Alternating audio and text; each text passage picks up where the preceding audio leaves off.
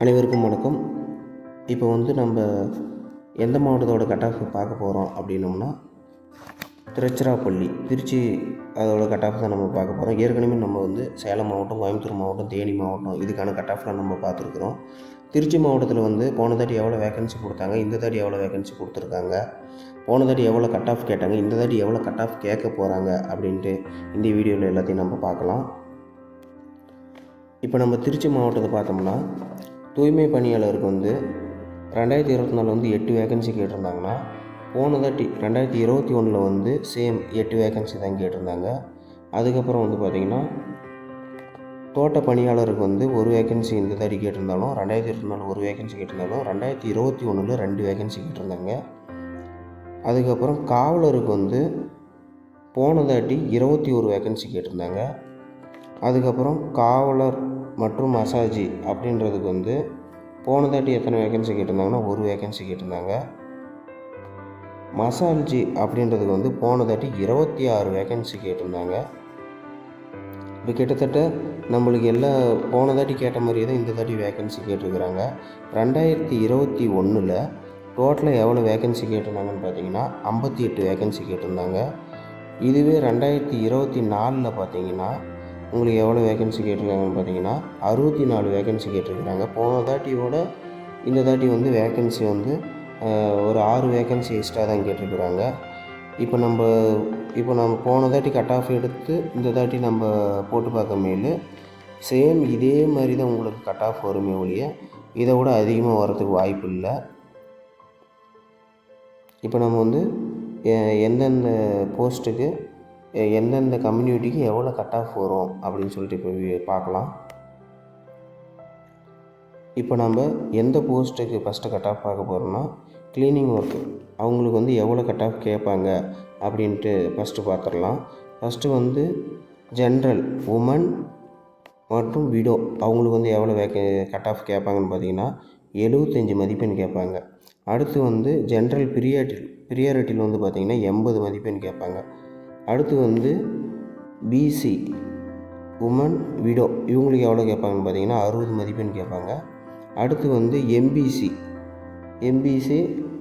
DC woman widow அப்படின்றவங்களுக்கு எவ்வளோ கேட்பாங்கன்னு பார்த்தீங்கன்னா 55 மதிப்பெண் கேட்பாங்க. அடுத்து நம்ம என்ன பார்க்க போகிறோம், எம்பிசி டிசி இதில் ப்ரியாரிட்டியில் இருக்கிறவங்களுக்கு எவ்வளோ கேட்பாங்கன்னு பார்த்தீங்கன்னா 65 மதிப்பெண் கேட்பாங்க. எஸ்சி ப்ரியாரிட்டியில் எவ்வளோ கேட்பாங்கன்னு பார்த்தீங்கன்னா 78 மதிப்பெண் கேட்பாங்க. அடுத்து எஸ்சிஏ உமன் விடோ ப்ரியாரிட்டி இவங்களுக்கு எல்லாத்துக்குமே சேர்த்து எவ்வளோ கேட்பாங்கன்னு பார்த்தீங்கன்னா 74 மதிப்பெண் கேட்பாங்க. அடுத்து நம்ம வாட்ச்மேன் இவங்களுக்கு எவ்வளோ கட் ஆஃப் கேட்பாங்க அப்படின்ட்டு பார்க்கலாம்.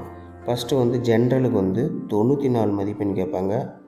அடுத்து ஜென்ரலி உமனுக்கு எவ்வளோ கேட்பாங்கன்னு பார்த்தீங்கன்னா 76 மதிப்பெண் கேட்பாங்க. அடுத்து ஜென்ரலி ப்ரியாரிட்டியில் எவ்வளோ கேட்பாங்கன்னு பார்த்தீங்கன்னா 80 மதிப்பெண் கேட்பாங்க. அடுத்து பிசியில் எவ்வளோன்னு கேட்பாங்கன்னு பார்த்தீங்கன்னா 74 மதிப்பெண் கேட்பாங்க. அடுத்து பிசிலேயே உமனுக்கு எவ்வளோ கேட்பாங்கன்னு பார்த்தீங்கன்னா 55 மதிப்பெண் கேட்பாங்க. அடுத்து நம்ம என்ன பார்க்கலாம்னா, பிசியில் ப்ரியாரிட்டி இவங்களுக்கு எவ்வளோ கேட்பாங்கன்னு பார்த்தீங்கன்னா 70 மதிப்பெண் கேட்பாங்க. அடுத்து பிசிஎம் உமன் அதாவது பிசிஎம்முன்னா முஸ்லீம் உமன் விடோ இவங்களுக்கு எல்லாத்துக்கும் சேர்த்து எவ்வளோ கேட்பாங்கன்னு பார்த்தீங்கன்னா 68 மதிப்பெண் கேட்பாங்க. எம்பிசி டிசி இவங்களுக்கு எவ்வளோ கேட்பாங்கன்னு பார்த்தீங்கன்னா 70 மதிப்பெண் கேட்பாங்க. அடுத்து நம்ம யாருக்கு பார்க்க போகிறோம்னா எஸ்சி அவங்களுக்கு பார்க்கலாம். எஸ்சிக்கு எவ்வளோ கேட்பாங்கன்னு பார்த்தீங்கன்னா 92 மதிப்பெண் கேட்பாங்க. ஏன்னா ஜென்ரலுக்கும் எஸ்சிக்கும் ஒரே மாதிரி கட் ஆஃப் தான் வரும். அதுக்கப்புறம் பார்த்திங்கன்னா எஸ்சி உமனுக்கு எவ்வளோ வரும்னு பார்த்தீங்கன்னா 75 மதிப்பெண் வருவாங்க.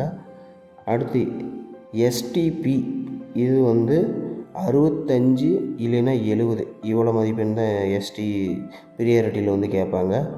அடுத்து நம்ம என்ன போஸ்டிங் பார்க்கலான்னா, அடுத்து நம்ம மசாஜ் இதுக்கு எவ்வளோ கட் ஆஃப் கேட்பாங்க அப்படின்னு சொல்லி கேஸ்ட் வாரியாக பார்த்துடலாம்.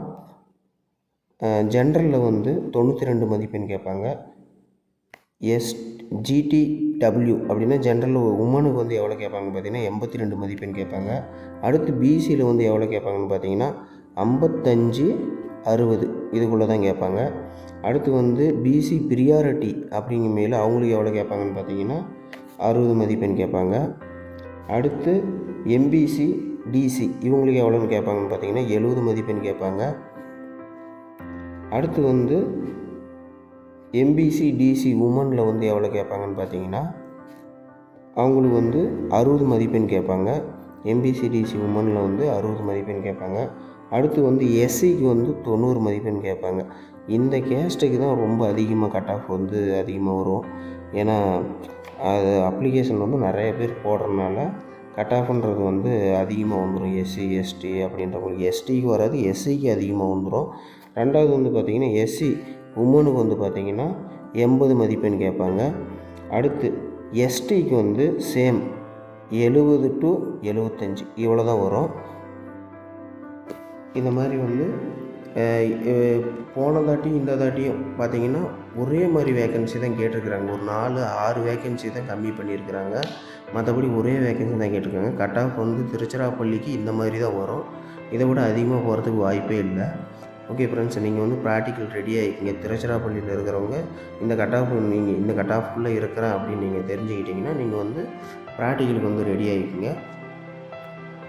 இதே மாதிரி நம்ம ஏற்கனவே இதோட 4வது மாவட்டம் பார்த்துட்டோம். இதே மாதிரி உங்களுக்கு வேறு ஏதாவது மாவட்டம் வேணும் அப்படின்னீங்கன்னா நீங்கள் கமெண்ட் பண்ணுங்கள். கண்டிப்பாக அதுக்கான வீடியோ நான் போடுறேன். நன்றி, வணக்கம்.